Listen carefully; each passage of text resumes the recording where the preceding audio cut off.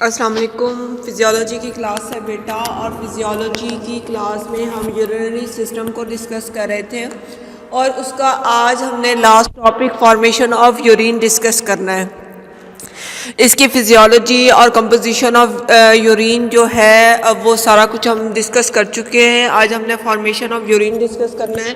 तो बेटा आपको मैंने पहले भी बताया था कि हमारे जो किडनीज़ हैं वो उनका यही काम है कि वो क्या करते हैं, वो यूरिन की फॉर्मेशन करते हैं। तो उसमें जो किडनी मेन फंक्शन करती है, बाकी जो इसमें साथ में जो थे ऑर्गन्स थे, पार्ट्स थे, उनका काम यूरिन को कलेक्ट करना और उसको बॉडी से बाहर जो है वो निकालना है। फिर हमने इसमें किडनी की वो देखा था, तो नेफ्रॉन का स्ट्रक्चर हमने डिस्कस किया था। तो बेसिक जो नेफ्रॉन है वही पार्ट ऑफ द किडनी है जहाँ पे यूरिन की फॉर्मेशन होती है। तो यूरिन की अगर आपको नेफ्रॉन का उसका स्ट्रक्चर याद हो बेटा, तो नेफ्रॉन में एक मैंने कप शेप स्ट्रक्चर बनाया था जिसको हम कहते थे बोमेन कैप्सूल, और उसके अंदर कैपिलरीज का एक जाल सा बिछा हुआ था जिसको हम ग्लोमेरुलस बोलते थे। तो क्या होता है, जैसे ही ब्लड किडनी में आता है उस ग्लोमेरुलस में एक वो क्या प्रेशर के साथ दाखिल होता है।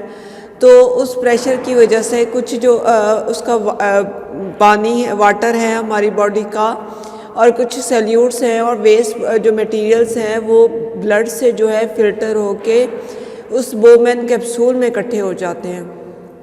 तो इस यहाँ से जो बोमेन कैप्सूल है, यहाँ से वो क्या होता है, फॉर्मेशन ऑफ यूरिन जो है वो स्टार्ट होता है। मैंने आपको ये भी बताया था कि ये जो प्रोसेस ऑफ यूरिन फॉर्मेशन है ये 3 प्रोसेस पे डिपेंड करता है। सबसे पहले जो फिल्ट्रेशन है, फिल्ट्रेशन जो कि बोमेन कैप्सूल में होती है, क्लियर। दूसरे नंबर पे था ये रीएब्जॉर्प्शन, जो हमारे साथ में उसके असेंडिंग लूप ऑफ हेनले था और डिसेंडिंग लूप ऑफ हेनले और convoluted proximal and distal convoluted tubules थे। तो इसमें क्या होता था, इसमें बेसिकली रीएब्जॉर्प्शन का प्रोसेस होता था और सिक्रीशन का प्रोसेस होता था। जो वाटर और जो हमारे ज़रूरत के आयंस थे वो दोबारा रीएब्जॉर्ब हो जाते थे, और कुछ वेस्ट आयंस और हाइड्रोजन, जैसे हाइड्रोजन प्लस है और क्लोराइड आयंस वगैरह है, पोटाशियम आयंस वगैरह है, तो वो क्या सिक्रीट हो जाते थे यूरिन में, और वो यूरिन की फॉर्मेशन को क्या करते थे, कंप्लीट कर देते थे। तो इस तरह हमारे जिस्म में क्या होता था, यूरिन फॉर्म हो जाता था। तो अब जो ये फिल्ट्रेशन है या ये सिक्रीशन है, तो ये कौन से प्रोसेस के थ्रू होता है, तो ये 2 प्रोसेस होती है। एक एक्टिव ट्रांसपोर्ट होता है इसमें और एक पैसिव ट्रांसपोर्ट होता है। एक्टिव जैसे कि नाम से ज़ाहिर है एक्टिव है, तो इसको एनर्जी रिक्वायर होगी और ये एनर्जी डिपेंडेंट होगा। और दूसरा जो पैसिव है वो गैस का कंसंट्रेशन ग्रेडियंट होता है और विदाउट एनी एनर्जी के वो टेक प्लेस होता है। तो किडनी में जो है ये दोनों प्रोसेसेस होते हैं। एक्टिव ट्रांसपोर्ट में सबसे पहले इसको फिर हम 3 में डिवाइड कर लेते हैं, primary active absorptive transport, secondary active absorptive transport और सेकेंडरी एक्टिव सिक्रीटरी ट्रांसपोर्ट। तो पहले 2 में एब्जॉर्प्शन हो जाएगी सोडियम और कैल्शियम आयन की, सेकेंडरी में ग्लूकोज और अमाइनो एसिड जो ज़रा लार्ज मॉलिक्यूल हैं उनकी एब्जॉर्प्शन होगी, और सिक्रीटरी में hydrogen ion, potassium ion, urate ions वगैरह ये जो हैं वो सिक्रीट होंगे, ठीक है। पैसिव ट्रांसपोर्ट, पैसिव में कोई एनर्जी रिक्वायर नहीं होती, गैस कंसंट्रेशन ग्रेडियंट होता है, तो इसमें डिफ्यूजन होगी और ऑस्मोसिस होगी। डिफ्यूजन जो है वो वाटर की होगी और ऑस्मोसिस जो क्लोराइड आयन्स और यूरिया की होगी, ठीक है।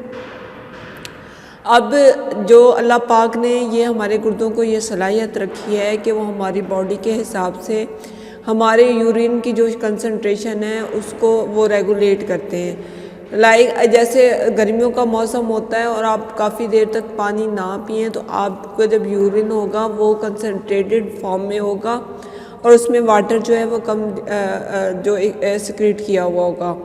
जबकि अगर आप जैसे ठंड है और आप पानी ज़्यादा पी लें, हमारी बॉडी को इतने पानी की रिक्वायरमेंट ना हो, तो आपको यूरिन जो है वो डाइल्यूट फॉर्म में होगा, क्लियर फॉर्म में होगा, उसमें जो वाटर है वो ज़्यादा अमाउंट में या मिकदार में वो सिक्रीट किया हुआ होगा।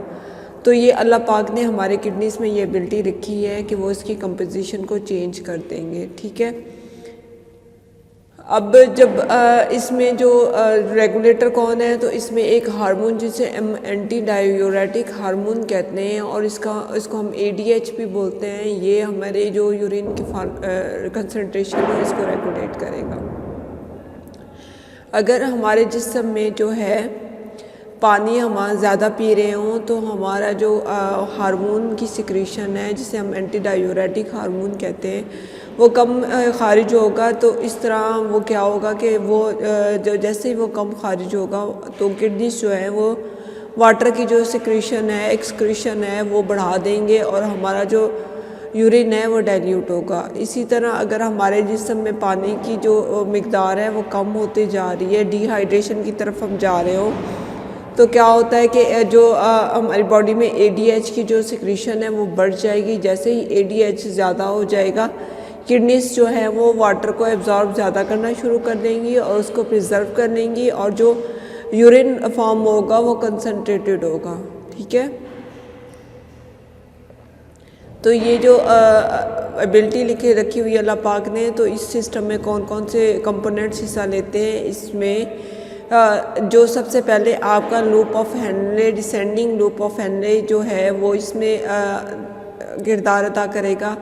उसमें जो इनका थिक और थिन पार्ट है ये दोनों इसमें ये काम करेंगे। ठीक है, मेडुलरी इंटरस्टिशियम ये क्या है, ये टिश्यू है जो कि surrounding the loop of Henle in the medulla reason. ये टिश्यूज़ जो हैं ये एक अहम किरदार अदा करते हैं इसकी एब्जॉर्प्शन में, कि एब्जॉर्प्शन ज़्यादा करनी है या कम करनी है। डिस्टल कन्वोलेटेड ट्यूब्यूल जो कि किडनी का एक नेफ्रॉन का एक पार्ट है, ये भी इस सिस्टम का एक हिस्सा है कि ये एब्जॉर्प्शन और सिक्रीशन में इन्वॉल्व होता है।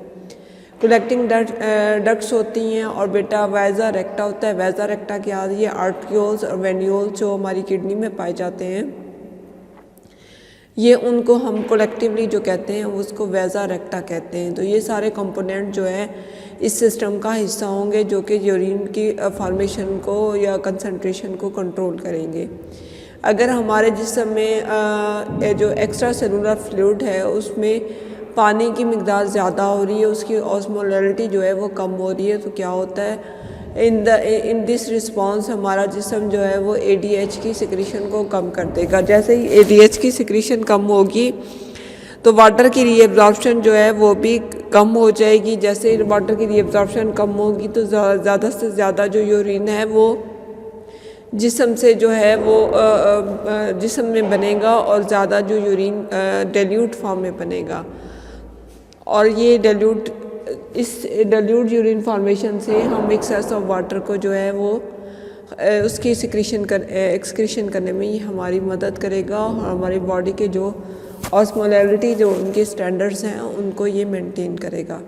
सिंपल सी बातें, इसमें कोई कॉम्प्लिकेटेड बात नहीं है। ये टॉपिक इसके साथ ही हमारा ये यूरिनरी सिस्टम वाला जो चैप्टर है ये कंप्लीट हो गया है। इसमें सिर्फ आपने इंट्रोडक्शन पढ़ना है, इसके बाद किडनी की वो इंट्रोडक्शन था, उसका स्ट्रक्चर था, उसके बाद नेफ्रॉन का स्ट्रक्चर आ गया, नेफ्रॉन के बाद यूरिन की कंपोजिशन थी और यूरिन फॉर्मेशन। तो ये छोटा सा चैप्टर है जो हमने कंप्लीट कर लिया है। इंशाल्लाह कल से हम नेक्स्ट चैप्टर स्टार्ट करेंगे।